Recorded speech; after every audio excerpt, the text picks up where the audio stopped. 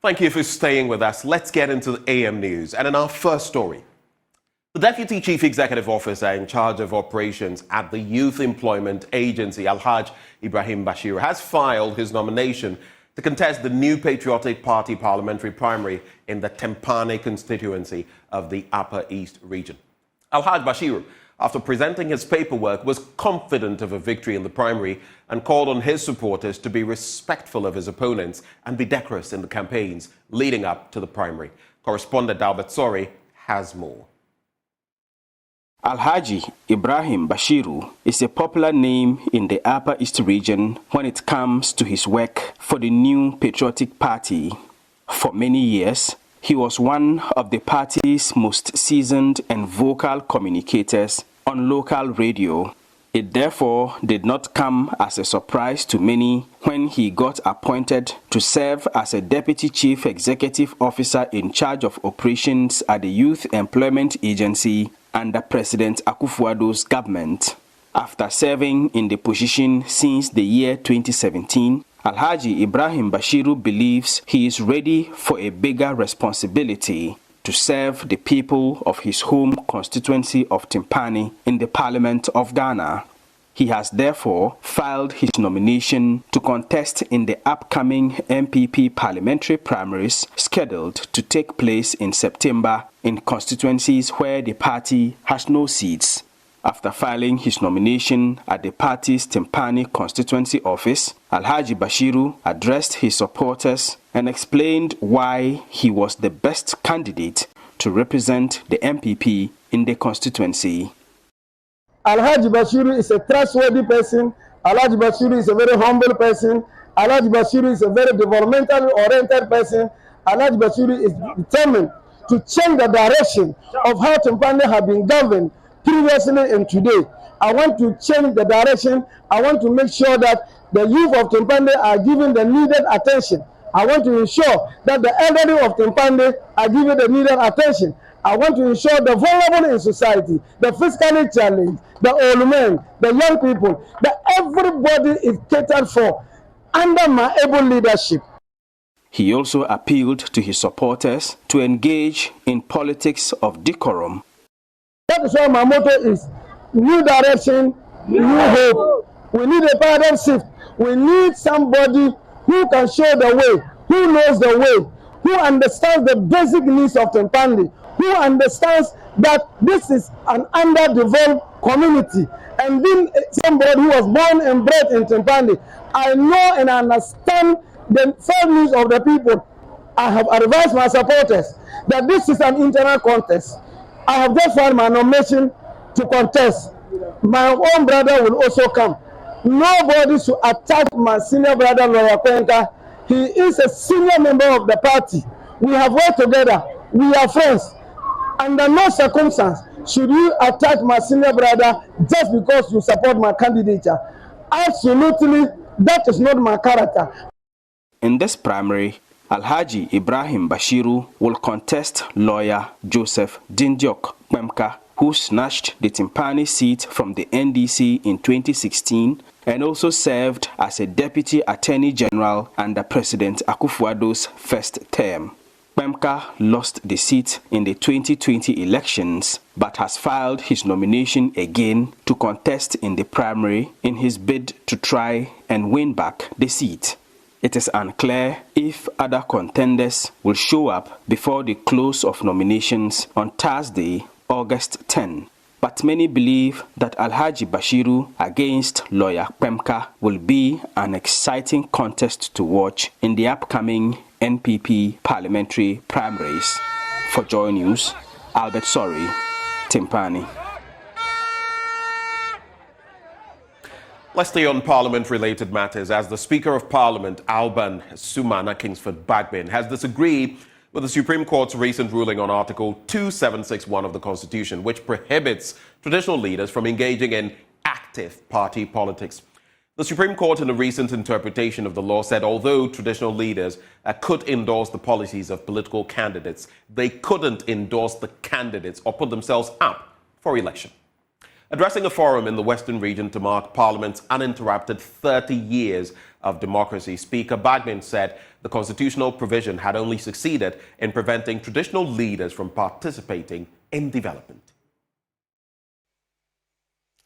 And you heard it here, that elections to political office has now become public auctions, and money has taken center stage.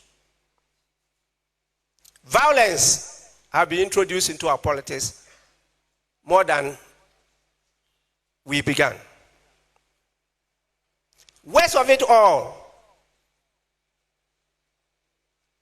the reflection or mirror or the representation of our culture and tradition has been hit hard with a constitutional provision against active participation of chiefs in politics. I don't understand what that meant. The Supreme Court have tried to explain it. Active participation. What is politics about? It's about development. What are chiefs and queens supposed to lead us to do? To develop. And then you have prohibited them and say vote for others, but don't think that you can be voted for. And you call that rule of law. Selective justice.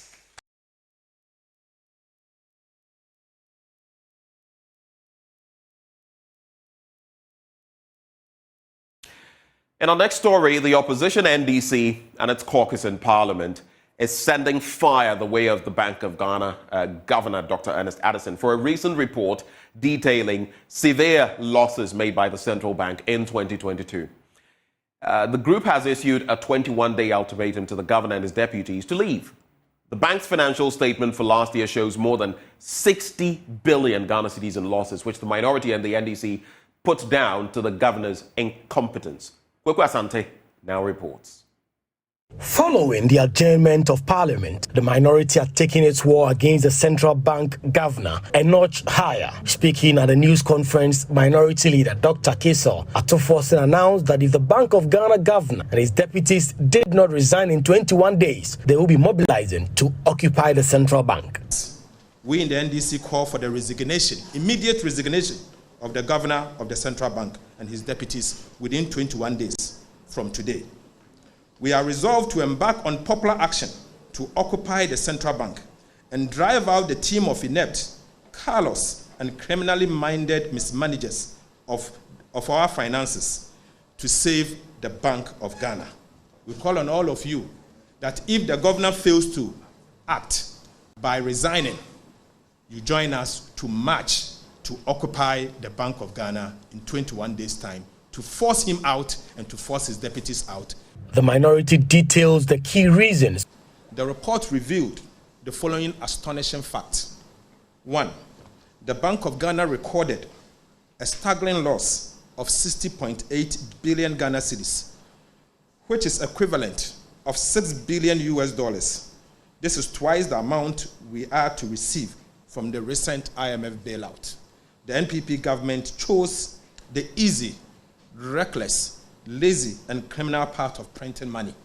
Dr. Ernest Addison, who is now known as the printer of money, has conspired with members of economic mismanagement team, led by Alhaji Dr. Bawumia and the inept Finance Minister Ken Ofori-Atta, aka One Program, One Bond, to destroy Ghana's central bank. Atoforsen alleged that the central bank is aiding key government officials to illegally park money to buy votes in 2024. It is now obvious that many more members of the Akufo-Addo, Dr. Bawumia government will likely be keeping several more millions of dollars in their bedrooms and building a war chest to illegally buy electoral votes at both party primaries and the upcoming general elections. Maybe it's not only Madam Cecilia Dapa who has kept some money in her bedrooms. They also have a response for the central bank blaming the debt exchange program for the losses. So what will the NDC MPs do if the Bank of Ghana governor decide to still stay at post? Minority Chief Whip Gavins Kwame Agboja had some answers. What will we do after the 21 days? They shouldn't try us. we have options. Like we always say, our options are in our head. They should not try it because we are capable of deploying options that will get him out of office by force if he refuses to go within the 21 days. The ball is now in the court of Central Bank Governor Ernest Addison and his deputies, who have been given 21 days to pack bag and baggage and head out. Kweku Asante for Joy News, Accra. Now, Ghana's housing deficit hit over 2 million in 2021 on the back of the lack of decent and affordable housing, which adds to the crucial issues facing the Ghanaian population. A lack of sustainable design and building material, coupled with political influence, has led to housing policy failure and public housing project delays. At the KNUST's Builders Idea Challenge event, public and private housing agencies have been directed to invest in sustainable building designs and material to address the deficit. We'll bring you that story by Clinton Yeboah later on. But let's quickly move on to our next story. And some youth of Abuabo in the Asokore Mampong municipality in the Ashanti region have called on the Inspector General of Police to caution personnel on their approach to handling issues in Zango communities. They say the recent alleged murder of Yusuf Salamuddin and the killing of the Zango 7 are among instances of unfair treatment suffered by the hands or in the hands of the police. They spoke to Joy News during a fitness walk towards Abuabo homecoming. The death of Yusuf Salamuddin led to an attack on the Aswasi police station by some irate youth. The police, after arresting some suspects in a swoop, allegedly assaulted and abandoned the victim, who many say was at the point of death. Baba Saki, leader of Aswasi Youth Front, believes the police have over the years acted contrary to the tenets of their professional ethics. He points to instances of arbitrary killings of Zongo youth by the police. It's obvious that the police have different mindset towards approaching Zongo people when it comes to operation or sweeping. Because of late, we've recorded several deaths by the police having encounter with the Zongo people. If you recall, there was incident in Grove Room where two gangs killed one another, and they burnt many houses in Oforu Grove Room rather. But nothing has happened to that. There wasn't any serious operation to go and attack the youth in Oforu Grove just because they are Akans. But when they come to Zongo community, they use so many myths, they use so many approaches, which is so unfair to the people of Zongo community. The youth wants the IGP to engage his officers to review their operational approach on Zongo issues. According to Baba Saki, they will be forced to defend themselves if the killing continue. When you look at what happened with Zongo 7, my brother, we can't forget that our boys went to certain sites. As we speak, the inquiry report have not yet come out with those police who are in charge of this operation. So we, the Zongo people, are calling on IGP. We are sending a signal that the approach and manner that they use on our people is very, very unfair. And we will not sit down for that to be happening to us. Today is Shila. Yesterday it was Zongo 7. It was Audu Ninja. Tomorrow it could be me. It could be my brother. So before it got to my turn, we would stand and defend ourselves. The chief of Islam of Zongo, Alhaji Dawood Mohammed Akani, says they have had meetings with the youth to remain calm as their concerns with the police and city authorities are resolved. I went there when they buried the young man, and we have spoken to the police.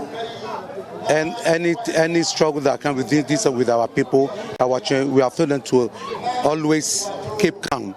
Let's see and sit down and find the solution. You know, most of our boys, I can't say police force or something. When that's what I tell you, there's a lot of them who smokes, understand me, who smokes drugs, who do this. But the one that happened recently, there's nothing to do with that. You understand me? I'm asking our police force to always to come down for us. They are children. Sometimes you are in abroad, we see police brutality. That's different. We are blacks. Over there, they are blacks and whites. We know their mission. Most of them don't like us, but this is our country. I advise the police force to always come down, for they also have children. You know your children, when you are home, they can misbehave, but always we have to calm them down. Okuma Leaks reports read to you. In our next story, there's looming tension in Twabodom as supporters of the opposition NDC clash with supporters of the NPP over whose efforts led to the installation of a new traffic light in the district capital. It took the timely intervention of the district police command to restore sanity as the district chief executive blocked the road in an attempt to prevent the member of parliament for the area, Elizabeth Ofosu-Ajari, from leading the contractor to the project site.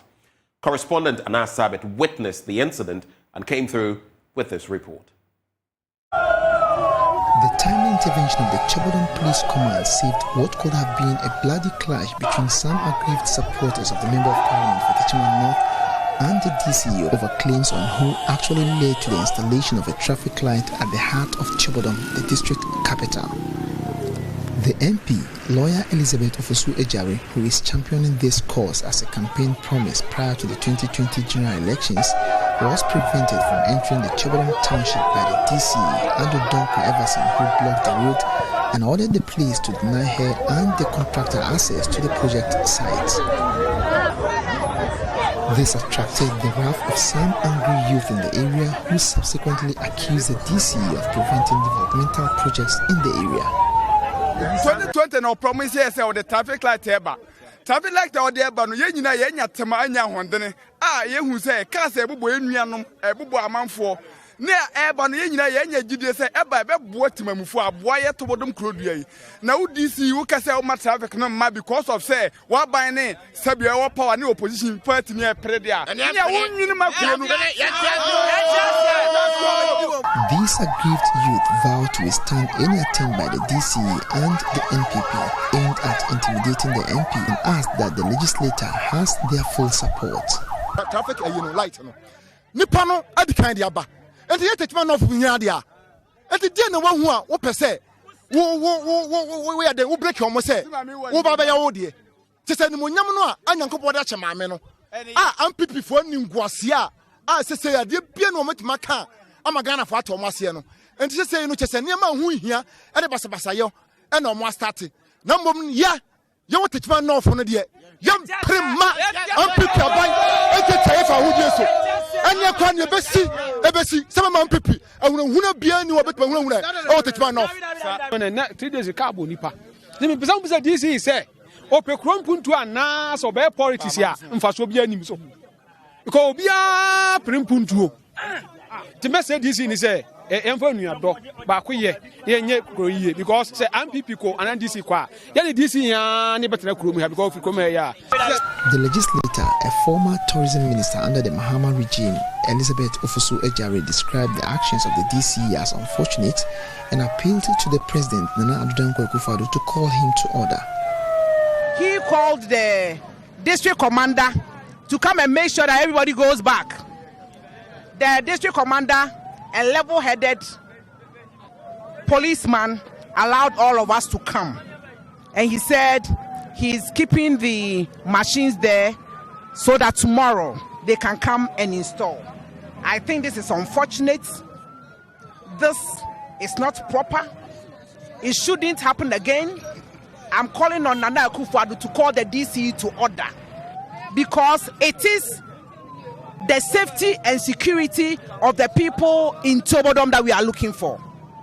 It is not politics every day. Sometimes we must think of development. The traffic light is being sponsored by government of Ghana. What is the fight? It was the Minister for Roads and Highways that we appealed to him and he agreed for the installation of this traffic light. What is he fighting about? Much ado about nothing. But how important is this particular traffic to the people of the Techiman North district capital? I am concerned about the traffic lights because when we were crossing, you all saw the difficulty. This is a very busy intersection. So it is proper that we get traffic light to regulate the traffic situation here. We get car knocking people down, we get accidents, but we know that once we get a traffic light here, it will be a thing of the past. So it is very important to me as their MP to ensure that they are safe, and that I know will happen. The police, who have since moved their equipment for the installation of the traffic light to the District Police Command, are however tight-lipped on the matter and have asked the contractor to halt the installation project until further notice. Anna Sabit, Jones, Chibodo. And that is the note on which we cap off the news. But stay with us. There's more coming your way by way of the news review.